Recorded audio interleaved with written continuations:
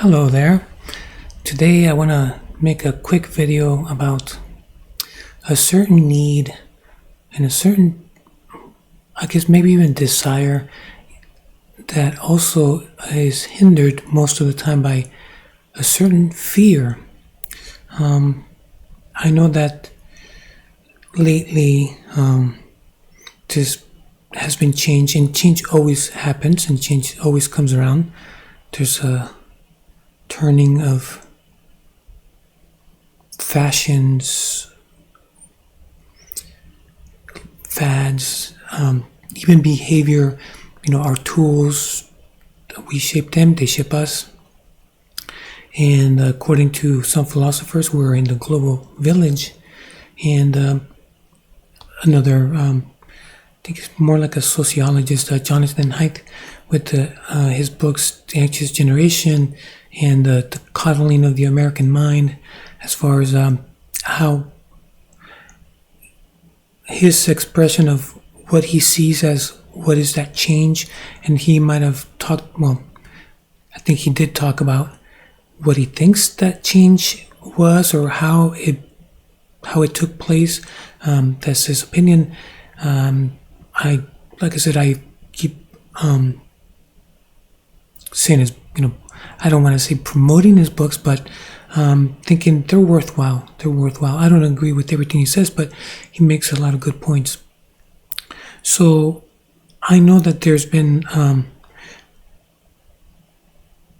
so in TLC, I know that everybody's aware of the phenomenon that Jordan Peterson brought about.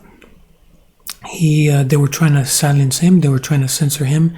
He, because he is from Canada and they have different laws, they try to, I guess they did take away his clinical practice.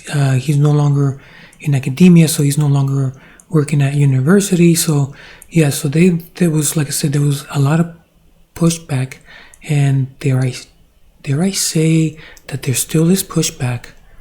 So there's still a sense of caution with what we say. Be careful with what we say, or how we frame it, right? But one of the needs, according to whether it's sociologists, psychologists, or philosophers, or even theologians, is the need to belong to a group in society, the need to have friends, to have a bond with somebody else, right? We can't just go out in the middle of nowhere and just live in a cave. It wouldn't be the prudent thing to do, I guess, and most people would think like that's just not going to end well, right? And when they sent astronauts in space, the first times that they were completely isolated from their support group and from family and friends and all that stuff, they quickly found out that did not turn out. There's something in us that require fellowship with others. We're social creatures. So there's a need to be in a group, no matter how small, no matter how big. And I guess there's a caution with big groups, because then that's going to be a different conversation. I don't want to deviate too much from the main idea, but that's now when you get to a big group, there's now it's a lot different. There is such thing as crowd mentality, and it's not the norm. So, and I don't want to deviate too much, so I'll leave that for another day. But there's always a need, and most of us, we don't really think about it. It just happens normally. It's not until we move, whether it's because you want to go to university, or you got a new job, or your parents moved or whatnot, but you're now in a new town, new city, whatever you want to call it, and now it's like everyone's a stranger, and now you have to, right? Everybody yearns for that. I need to make friends. And that's where that's where the rub is, right? We need to rub elbows with people, but then there's that something happens. I guess that's what they say. I'll get to it. There's so they say in psychology that there's a big fear of public speaking, and I think it's related to the fear of when you move and you have to make new friends, and how you go about talking to strangers to try to see if maybe this person looks like he might be friendship material, right? Like this person might be, it seems like they have the same hobbies as me, or or sometimes we take the easy way out. Sometimes proximity, right?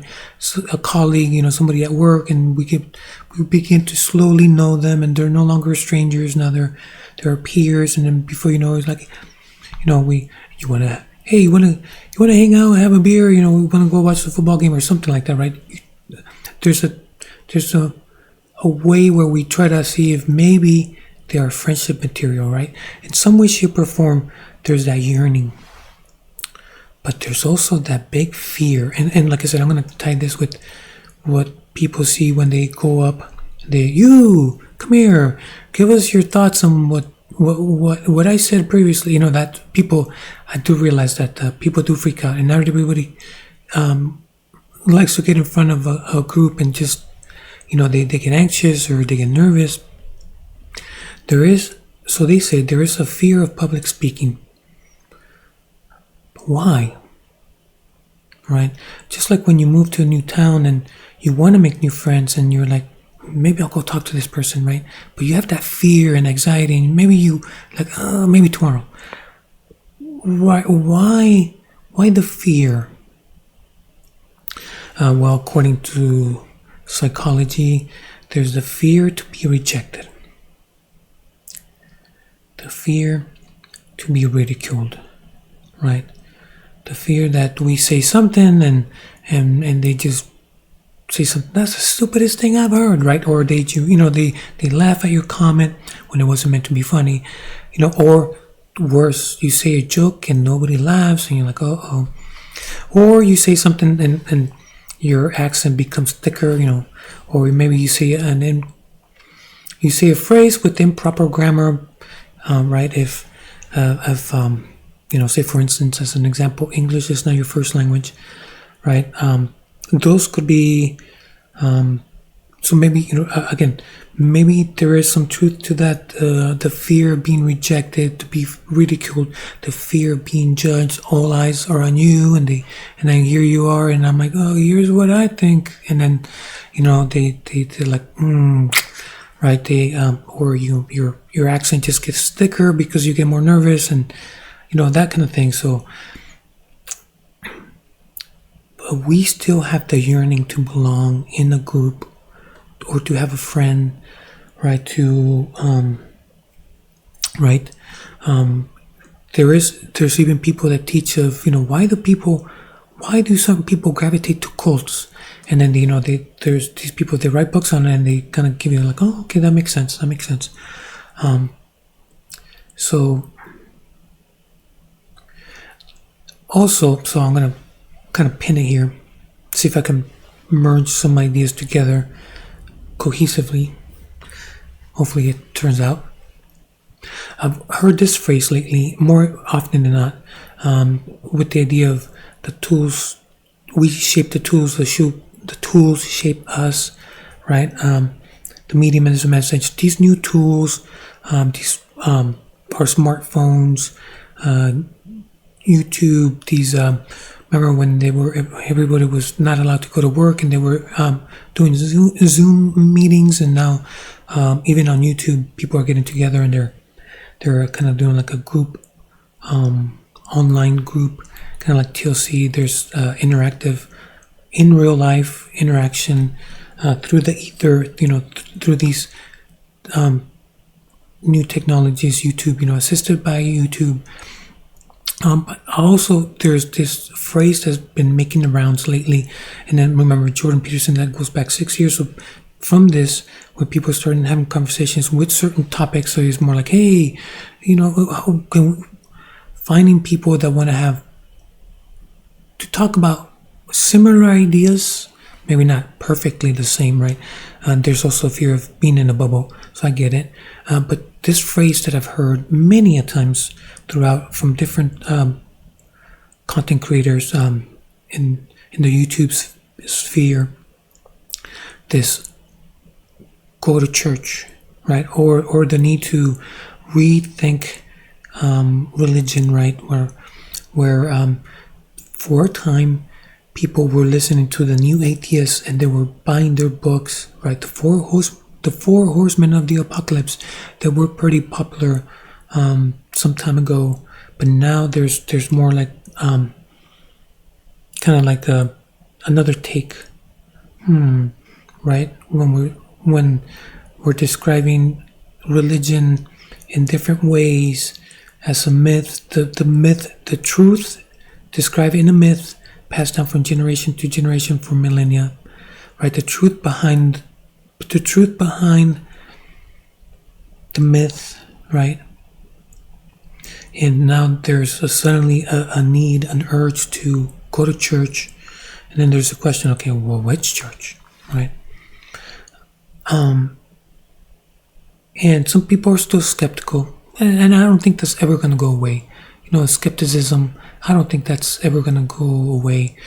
In my opinion, we do need to have somewhere in the middle, some, maybe not too much optimism, because then we don't prepare properly, not too much pessimism, because then we don't do anything, or we don't talk to anybody because we don't trust anybody. So there is a balance, and who knows just how much of pessimism or optimism is needed to be proficient.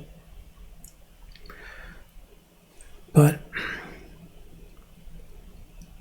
how do you talk to strangers with good, I'm assuming with good intentions? How do you talk to strangers? How do you begin a conversation? What do you talk about, right? And how do you dare ask them questions whenever they mention something that might be in your interest, but you don't know if you understand them correctly, so you ask another question. Do you ask another question, or do you, like, in the fear of being criticized, or in the fear of being as antagonistic of something like that, maybe you hold back, you're like, oh, maybe it's too soon, right? And you kind of like, maybe I won't ask, maybe out of courtesy, polite. Is it good to ask questions to clarify, right? My opinion, and I could be wrong, I've been wrong many times, but there's a balance of what kind of questions, and I guess the person too. Yeah, I guess we have to. It takes time to kind of hone that in. It might even be an art, right? We do it so bad, and some people do it so effortlessly, right? Like there's some people that speak really eloquently, and I'm like, that's pretty awesome, right? And to me, it just doesn't come naturally. So I think there is an art. There's an art to talking to strangers. There's an art to discussing ideas, and especially to communicate clearly and effectively and eloquently, to the point where you have to minimize the misunderstandings.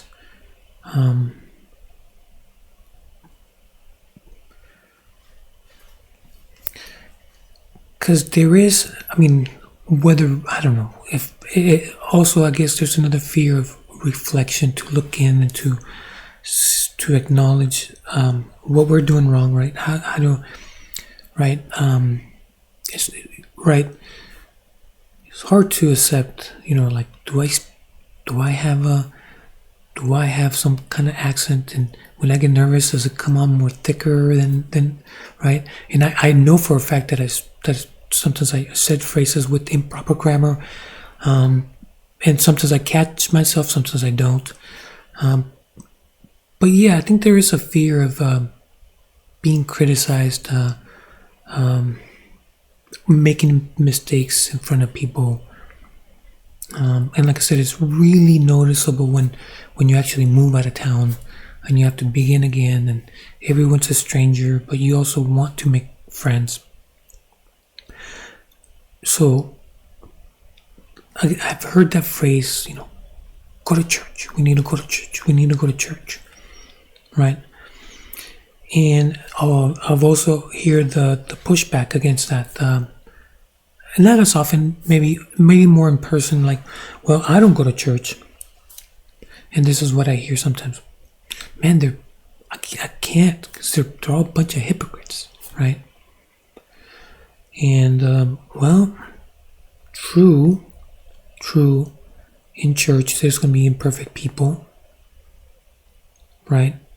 I'm imperfect, I know that for sure, right? Just ask my wife, how perfect is Alex, right? She'll be the first one to tell you, he's not perfect, right? So in church, there's going to be imperfect people, because I'm imperfect, you're imperfect, they're imperfect. Now, right, true, they should be want to grow, right? They should resemble Christ in some way, shape, or form, or they should be on their journey to trying to be more like Christ, right? I should be more like Christ and less like myself. So yes, true, there's people that are imperfect, but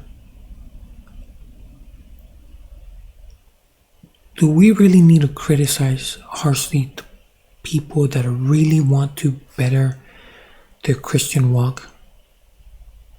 Do you really, so in all honesty, do you really think that you're not going to step inside a church until everyone there is perfect? And so I guess dare I ask the question, are you perfect? How close to perfection are you in every, day after day, month after, in the last, say, if we're going to take stock of, we're going to reflect, say in the last 7 years, you were perfect all 7 years, day after day, hour after hour. I know, not for me, not by a long shot. Now I've improved, and they do recommend, if you're going to compare yourself, compare it to you of yesterday. So go to church. I've heard that before, and I don't think we need to wait until everybody's perfect before we attend that. That's my 2 cents on that. As far as that, I don't go to church because people there are imperfect. They won't say it like that, but I guess that's my interpretation of what they mean by, like, man, everybody there is a hypocrite, because they're not perfect like Christ was, right? So yeah, I'm not going to go there until they're all like Christ. Right? That's, I don't, maybe, that's a nice goal to have. That'd be nice. I don't think we're quite there yet. Last time I checked, I think we're all pretty flawed.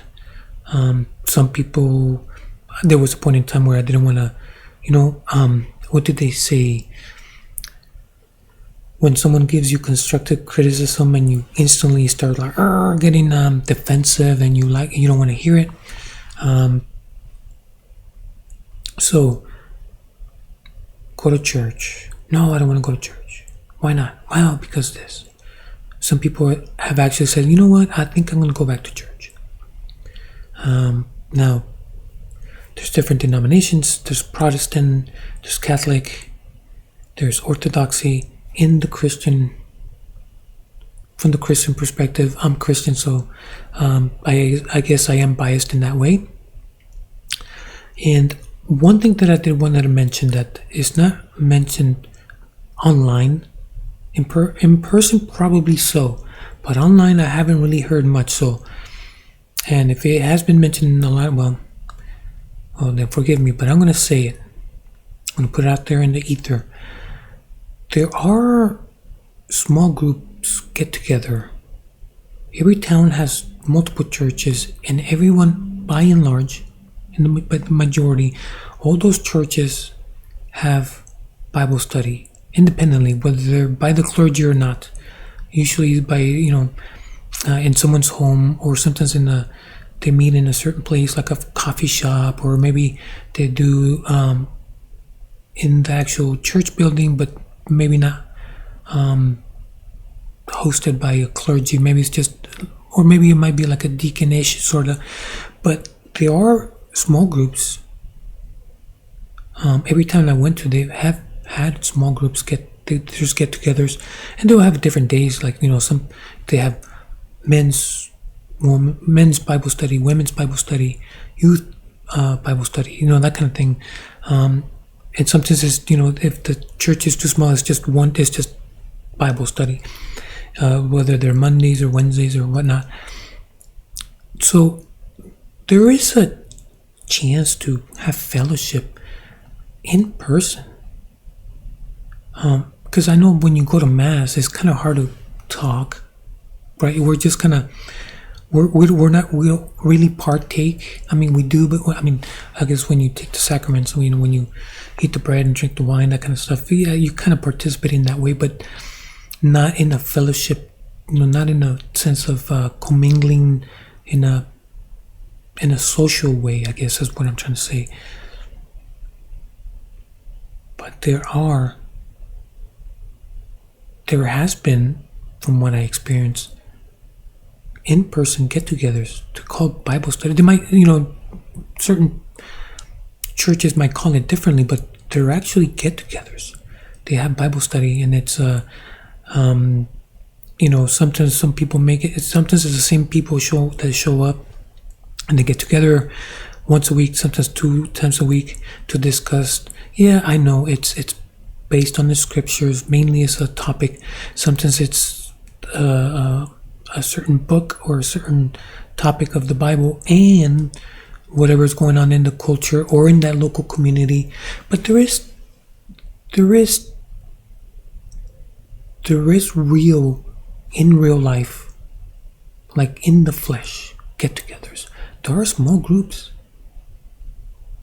in your local town. Within all those different churches, by and large. Now, some people say, well, I've been had before. I've been conned. True. I will give you that. The Bible does warn that there is wolf in sheep clothing, right? Lately, there's been that metaphor making its rounds as far as the classic garden story, Adam and Eve, the snake in the garden, right? The snake. And it sounds like the snake is going to be with us, right? The wheat and the tares is the whole concept of, that type of whatever that is trying to teach, that concept is going to be with us. So yes, there is a warning of wolf in sheep clothing, right? Some people might even call certain people trying to take advantage of vulnerable people as the con man. There's books written on the con man. So yes, I guess yes, we do need to be aware. I will not lie to you. By and large, people genuinely do want to grow. They do want fellowship. They do want to have bond and friendship and fellowship and all that kind of stuff, mentorship, whatever you want to call it. They want to disciple, they want to be discipled. Yes, there is a genuine hunger for that. It does happen, but true, yes, we must be careful. We cannot be naive, right? But I do think there is a sense of fear and desire. Both. We yearn for and we fear. Like I said, as far as if you actually want to do an experiment, if you want to be bold, when you're in the grocery store or in the coffee shop or whatever, how easily do you find to just go up to a random stranger and say, hey, how you doing? How's your day going? Or something of that sort. Or is your heart beating out of your chest when you're even trying to say, hi there, right? What do you think? Is it an art form to make new friends? Is there an art form to talk in public in a group, even if it is a small group? do you think there is a need in general, by and large, a need to belong, to socialize, to have fellowship, to have friendship, to bond? Now, when we do have a friendship, there's a price to pay, in a sense, right? When you are vulnerable, someone can take advantage of that friendship, right?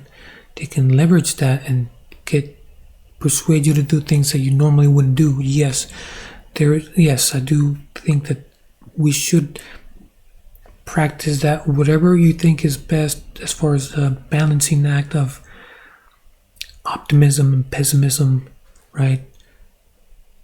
Because just like there was a snake in the garden, there still is the idea of a snake in the world, wolf in sheep clothing.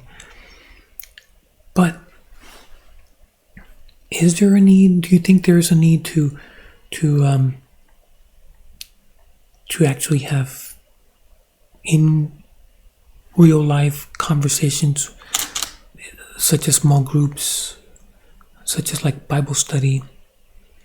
And is it easy to just show up for the first time among a group of strangers and you're the outsider, right? And they're all looking at you? I think that there's a sense of fear and dread to take the step to go to a Bible study when they already are in the group and you're not, and you're like, hi there, right?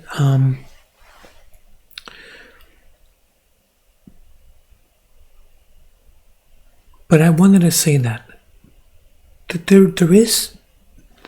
there are Bible studies, small groups throughout the nation, in every town, several of them, right? And I don't think you should wait to find the perfect church, because there's no such thing as the perfect church, because the perfect church consists of people, and people are flawed.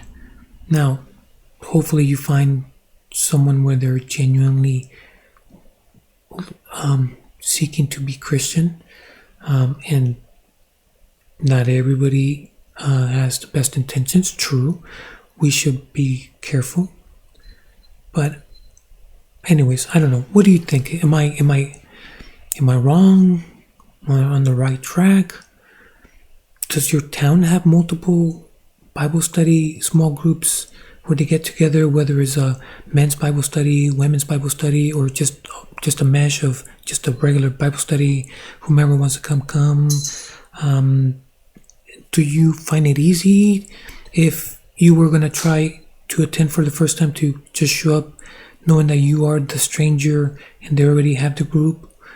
Do you think that would be easy or hard? Do you think there's an art to talking to strangers, to talking in a group setting, to asking questions, and to be able to, when someone asks you a question, to be able to kind of muster through the anxiety and all that kind of stuff that comes along, and to be able to have a back and forth? Or do you feel like if somebody asks you questions, you're like, ooh, I'm never going back there, like, ooh, I don't know, I felt too uncomfortable, never doing that again. What do you think? Am I way off? Am I close? I don't know. I just thought I just mention that, because I've heard certain stuff, but I don't think I've heard recently in the last few years, mention about I heard go back to church, but how about the Bible study in a small group? I could be off. I don't know. What do you think? The handle is De Sol a Sol. I'm Alex Luna. And if you're bold enough, if you dare, if you are not afraid, if you're not indifferent, leave a comment. All right. Till next time. Hopefully I catch ya. All right.